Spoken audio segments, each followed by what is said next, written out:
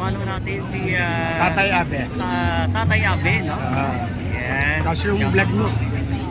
Yung vlog mo, kuya. Yan, papalo na lang din ka mga katropa, Joel and Doug. Dito kami kay Diwata Pares. Tapos ako kumain, pinagpawisan ako. Ang pinili natin yung ano, yung pampabata. Medyo kawali. Eh, okay naman, masarap naman. Nabusog. Nakaisat ka lahat yung kanin ako. At ang ngayon katropa, no? At kung gusto yung matikman, Diwata Pares Overload ni Diwata. Ganitong oras mga katropa, punta na po kayo, no? Habang hindi pa gaano kahaba yung pila, no? At maya-maya lang mga katropa, masyado nang mahaba yan.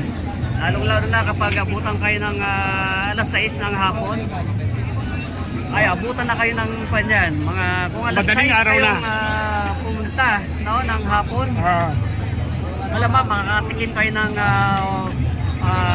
Diwata Pares Overload ay alas 10, mga ganyan na ng gabi. Okay. Alas 6 pa. Okay. Okay. Good luck. Okay.